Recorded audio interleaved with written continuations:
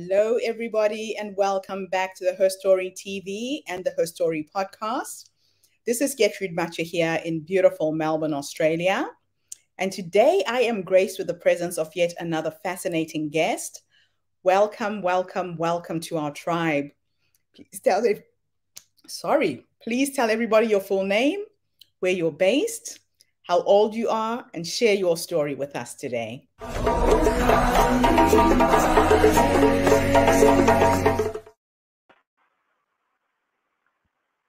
Hello everyone, my name is Arun Krishna.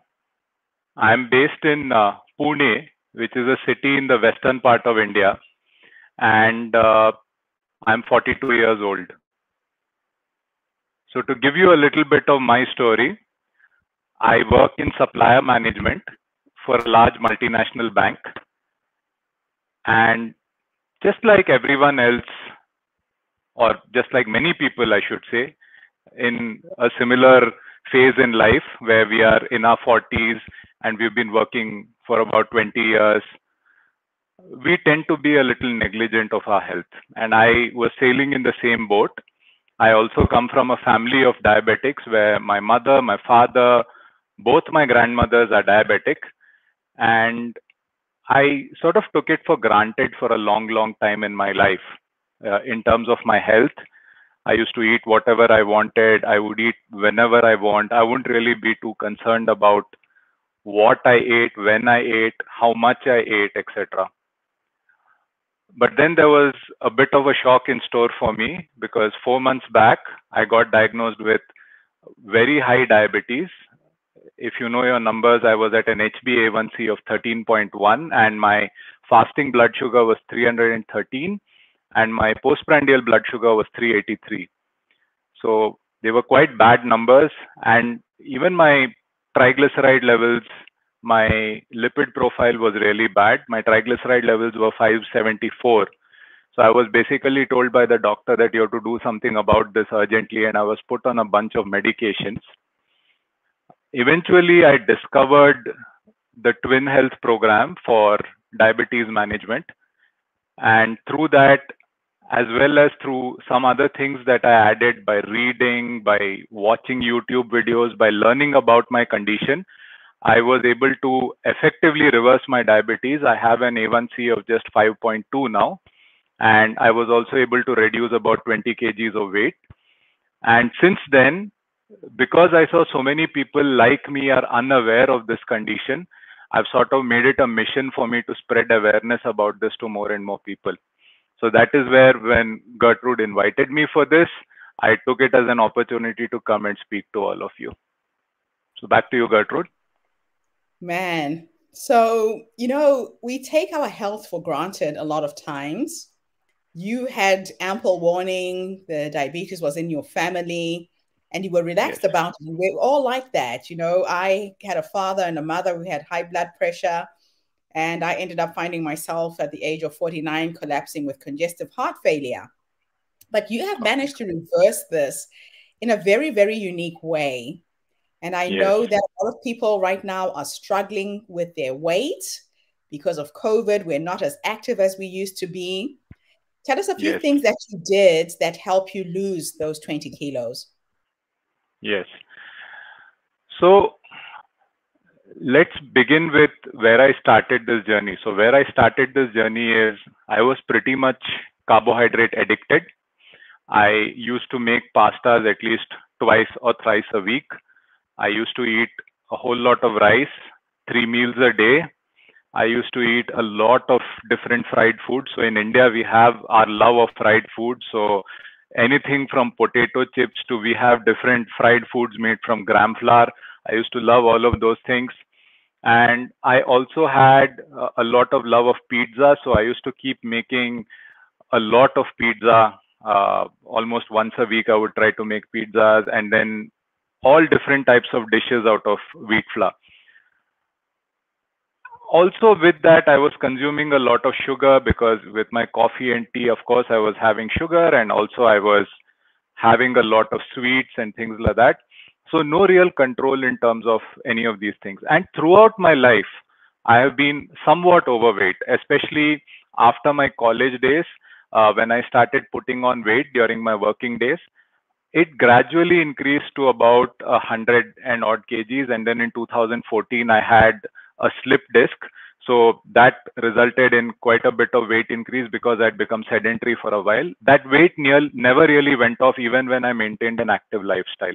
And what I never realized was it is due to the inherent insulin resistance that I already had.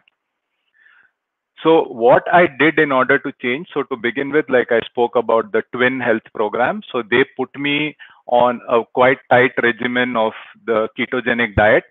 So in the ketogenic diet, we essentially eat no more than about 40 grams of carbohydrates. That's the maximum that they've set in that program. We are allowed to eat a good amount of fat. So healthy fats like olive oil, like coconut oil, like butter, like ghee, which is clarified butter. And also I eat other things like paneer, which is cottage cheese, other cheeses, and any number of vegetables. So at home, we are all vegetarians. So I follow a quite strict vegetarian keto routine when I'm at home. When I go out, I do tend to eat a bit of chicken and other things. But at home, I follow quite a tight regimen of keto, vegetarian keto. So it's all the vegetables that we can eat. And also certain flours like almond flour, coconut flour, etc. So these keto flours are what we make our breads with. And for rice, we've replaced it with cauliflower rice. So in this way, the amount of carbohydrates that you're consuming comes down drastically. And that was really the starting of where I was able to drastically bring down my weight and also bring down the blood glucose level quite rapidly. So within a month, I was off all of my diabetes medication with that. Now, subsequent to that, I realized that somewhere my weight has started stalling. The weight loss, initially there was 5-6 kilos of weight loss. From about 104, I managed to reach, I think, about 98, 97 quite easily. And then from there, I started realizing that there isn't really movement in the weight. So I started watching this video by Dr. Pal, who is one of the YouTubers. He's a doctor in California, and he's got a YouTube channel that you can look up, Dr. Pal. And he has this video called "When You Eat is More Important Than What You Eat."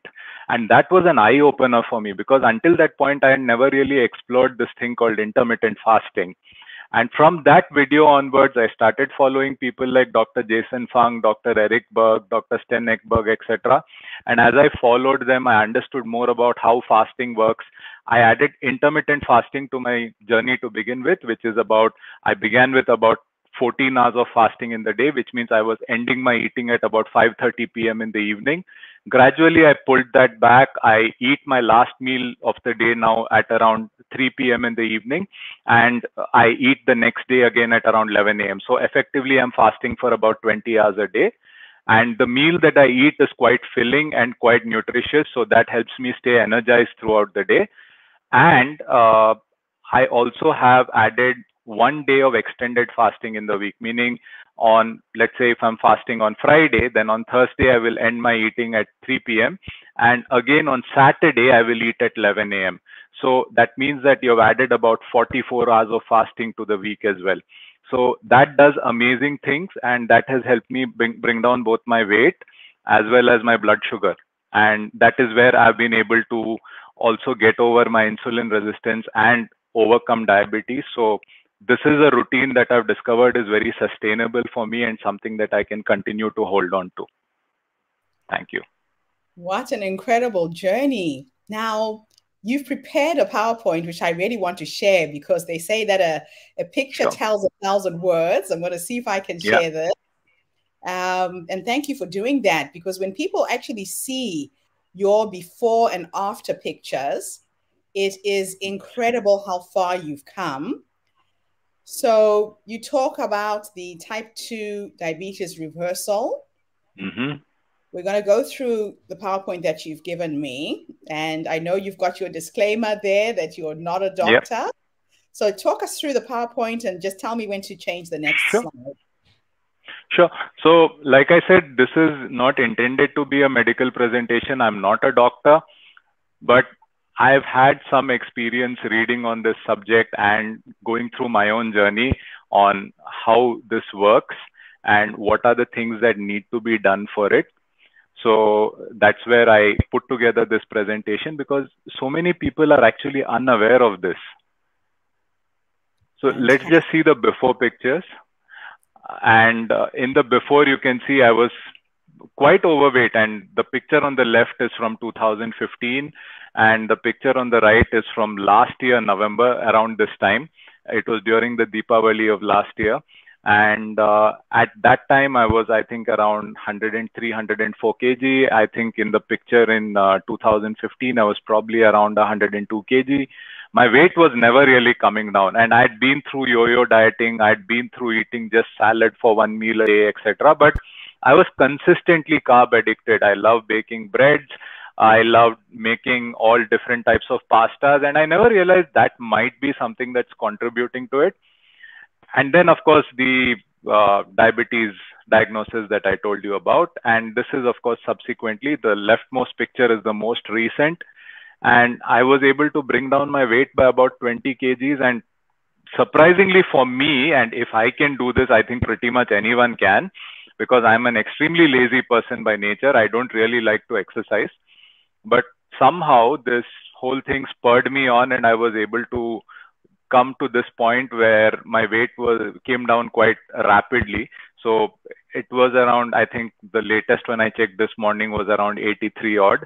So, and as you can see, my blood sugar numbers as well as my triglyceride count has come down quite drastically. And the best of all, the A1C of 5.2, that pretty much means that you're not diabetic, which is the happiest thing for me to know.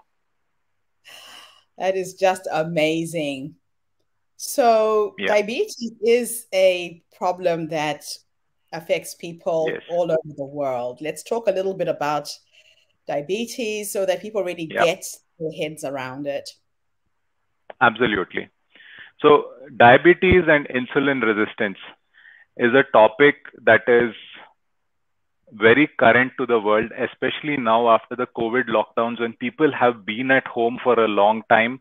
People have been eating as per their usual routine, but their level of activity and exercise has come down drastically.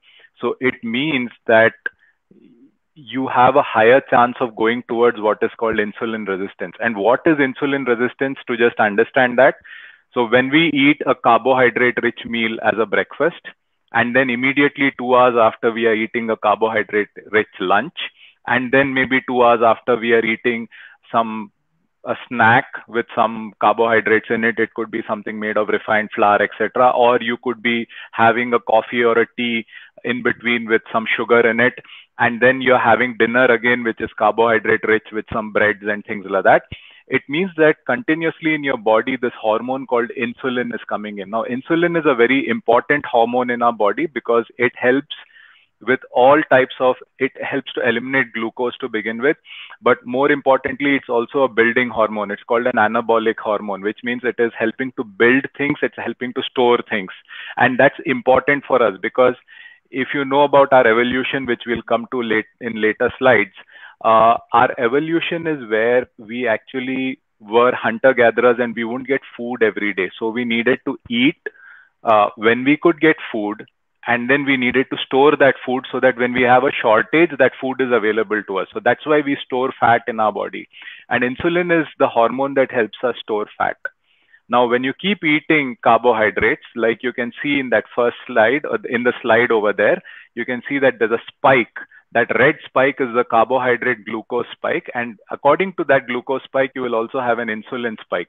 So your body is sort of marinated in insulin all the time. And if every cell is continuously awash in insulin, over a period of time, just like if you sit in a noisy environment, after some time you learn to tune out certain noises. Like that, every cell in your body will learn to tune out the effects of insulin. And then the body has to pump more insulin in order to make the cells take up the glucose that is coming from each meal. So that is where we tend to struggle with this insulin resistance. And 25 to 46% is actually old data. I think the real data now might have changed quite significantly. It may be more than 50% of the people. And considering the type of diet where we have become so carbohydrate dependent, for sure this number is going to be fairly high. Oh, wow. Wow, you have done an incredible thing to be able to reverse this for yourself. Yep. It's very, very inspiring to see. Absolutely. And that's where we need to respect the body's natural intelligence. And that's why I say it's a study in the body's natural intelligence, because our body is so intelligent that if you stop giving it carbohydrates in that quantity, it will learn to burn fat for fuel. So if you're giving more fat as fuel, it will learn to burn fat as fuel. It will readjust to it, which is the process called ketosis. And through ketosis, the body will learn to actually burn the body fat stores as well. And when we fast, that body fat store burning is so rapid that, for me at least, I can see I lose about 1 kilo for each day of fasting that I do. So we had a festival earlier in the year in October where we actually fast for that time. So I was fasting for about 5.5 days on just water. And through that water fast alone, I was able to lose about 5.5 kgs. So that body fat burning happens very quickly. Okay. So let's talk a little bit about our evolution. I know you've gone in quite a lot of detail here. Yes, absolutely. So we evolved as hunter-gatherers, which means we weren't getting food every day. You hunt an animal occasionally, you eat its flesh, you eat its fat. And then the body has hormones like insulin that help it store the fat. Now, and then some of the fat also goes into the liver as glycogen. But then we learned to farm, we learned to produce a lot of carbohydrates, and we learned to produce a plenty of food. And then subsequently, as we moved into cities, as we started, discovering things like fast food, we started putting a lot of sugar into the food, etc. So Dr. Jason Fung says a very interesting thing. He says, if you put the entire lifespan of humanity into 1 year, we only learned to farm in the last 1 week, and we only learned to eat sugar in the last 1 day. So refined sugar is really a killer, and it's there in all the foods that we eat. And that is where a majority of our problems begin, because sugar contains, sugar is sucrose. Sucrose contains one molecule of glucose, which is going to add to your blood sugar, but it also contains one molecule of fructose. And that fructose, when it can only be processed through your liver, so it starts overloading the liver over a period of time. And we find that the liver is not able to store glycogen in the way it was, which further adds to insulin resistance. So a fatty liver is a natural outcome for many of us who have a sedentary lifestyle and who are not really watching what we eat in terms of the amount of carbohydrate we are consuming. So we have to think of our body as a carbohydrate tolerance machine, which means we can eat a limited amount of carbohydrates, and we have to ensure that we get most of our energy from fat and from protein. And that is where we will be able to stay healthy as well. And there are ways to do that in every diet that you follow, be it vegan, be it vegetarian, be it a carnivore keto kind of diet. You can follow any diet you want and you can achieve the same result through that. Okay. So we're going to take a short commercial break, and we will be back with more information about how to reverse type 2 diabetes. Thank you so much, everybody, for tuning in. If you are considering coming and stepping forward and sharing your story at our next online summit, please do. We're still looking for speakers.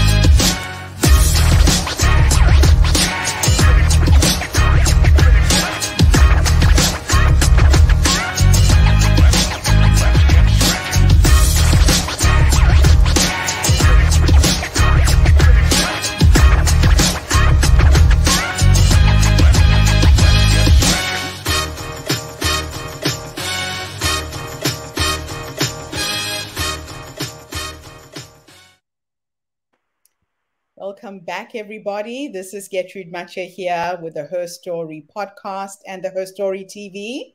My guest today is coming to us all the way from India with a solution to type 2 diabetes. Thank you so much, Arun. So much information you've shared with us so far. So let's now go into the solution that you have found that has not only helped you, but is now helping hundreds of other people who have come in contact with you and are looking for help. Talk us through that. Absolutely. So this is again how you repair the insulin resistance mechanism. And that is where you have what is called the ketogenic diet. So the ketogenic diet actually causes your body to readjust to burning fats. So what happens is that the fat molecules are broken down into triglycerides, and the triglycerides are further broken down into glycerol and ketones. So the ketone bodies can be burnt by every cell in the body, including the brain. And the brain actually functions better on ketones. It has a more clean burn on ketones, they say. And any glucose that is required. So there's a question always, oh, if you don't eat carbohydrates at all, are you going to become suddenly hypoglycemic, and are you going to have hypoglycemic episodes? Not at all, because when we burn fat in our bodies, we also produce glycerol, and that glycerol is actually able to be broken down by the body into glucose, and that glucose can be fed into every cell that needs it, specifically the brain, some of the nerves, etc. So that is what helps with having all the energy that you require and having all the nutrition that you require within the body itself. This is called gluconeogenesis, that process of producing glucose from something else. So now, why fat adjustment? Sure, go ahead. About fat, you know, that what I found really intriguing when I was catching up with you earlier is we all think that fat makes us fat. And so we try to avoid it, we try to cut it out of our diet. But the real enemy here is carbohydrate. So let's talk a little bit about the fat in our diets. Absolutely. And the interesting thing when I researched this was that it is something that was done in the US in the 1960s, where something was published in the New England Journal of Medicine. There was a lot of research that was coming out that sugar is the real enemy that's causing a lot of the problems associated with heart disease, etc. in the US. But at that time, this research was put out in the New England Journal of Medicine, which said that saturated fat is what is the real problem. And that somehow stuck as medical, as a sort of medical dogma, and it continued. And because of that, a lot of doctors started prescribing low-fat diets to people, which is what resulted in people eating a lot less fat and also switching to eating things like seed oils, corn oil, etc., under the mistaken impression that those are better for health. It actually turns out that it's butter, it's ghee, it's animal fat that's actually good for our health. And those are the things that don't spike insulin. And actually, with that lower spike of insulin, you reduce your insulin resistance as well. Okay. Yeah. Now, dietary fasting and fats. Tell us a little bit about that. Absolutely. So when we are on this continuous cycle of eating carbohydrates, we have this ravenous kind of hunger that comes on, because our body is so used to that glucose intake, and it wants that glucose intake all the time because that's what it's used to burning. But once you get onto the ketogenic diet, you will actually notice that you're getting less hungry, and the quality of your hunger also is different. You don't have that kind of ravenous hunger anymore. You feel satiated a lot more of the time. So that actually allows you to eat fewer meals in the day. And what I discovered was, with eating fewer meals in the day, I can actually not eat for a few days as well. And with that, the amount of time for which you are not eating is reduced. Hence, there's less production of insulin. And when insulin is not produced in the body in that quantity, there are other counter hormones that are produced that don't normally come out when insulin is there. So like glucagon, like human growth hormone, etc., the production of these is actually increased. And that actually results in the usage of the body fat, the sugar in the liver, etc., which is the glycogen store. And because of that, you actually get a lot more healthy and overcome insulin resistance, which eventually helps you overcome diabetes. So you came up with this 5-step diet plan. Yep. Walk us through that a little bit. This is amazing. Absolutely. So this is a kind of synthesis of everything that I read on this subject, and I sort of put it into one single slide. So the first one is, you want to reduce your carbohydrate consumption to under 40 grams a day. In fact, there are people in keto who will tell you it should be under 20 grams a day. So it means you cut out sugar to begin with, all the types of sugar, and you have to read package instructions and ensure that your foods don't contain too much sugar. So that's one thing. Cut out eating all the grains, cut out eating legumes to begin with. So you try to cut out as many of these things as possible that have a larger quantity of carbohydrates. Once you cut that down, you regulate your protein intake. You have to take a moderate amount of protein, which will give you a good amount of energy. Like for instance, for me, that would be about 100 grams of cottage cheese or about 3 eggs in a day. Or if I'm going out and eating, I might have some chicken, etc. But that's basically what gives me sufficient amount of protein intake.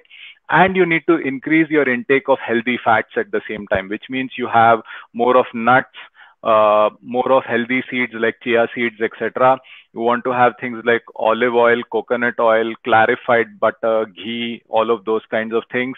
If you do have animal products, then you can have lard, you can have tallow, you can buy these animal fats as well and have them.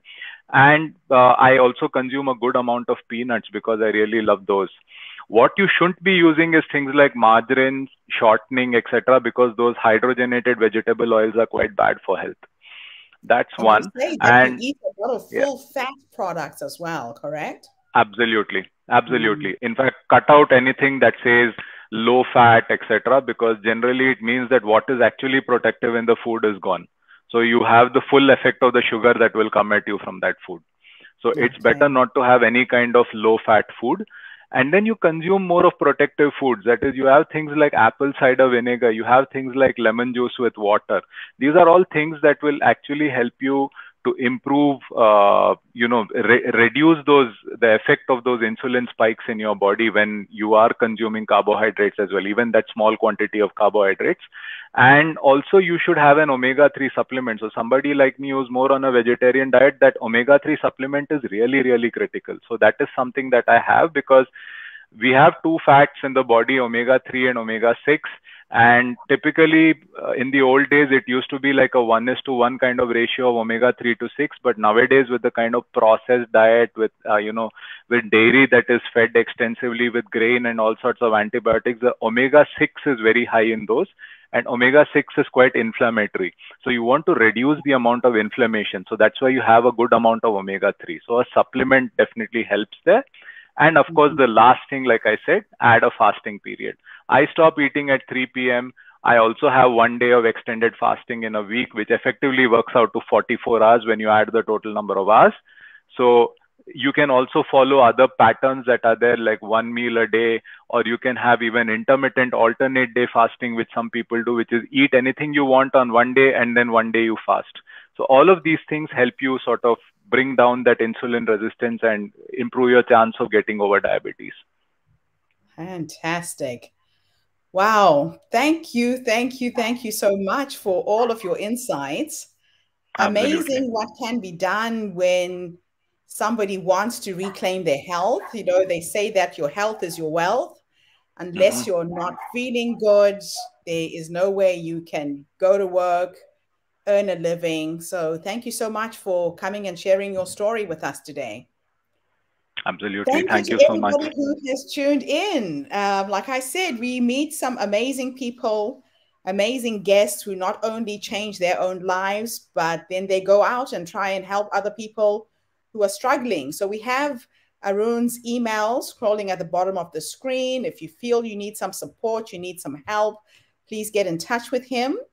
And I will be back again tomorrow with yet another amazing guest. Arun, thank you so much for this interview.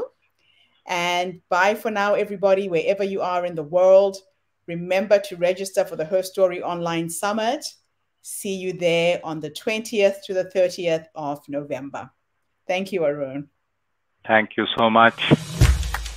See you, everyone. Bye.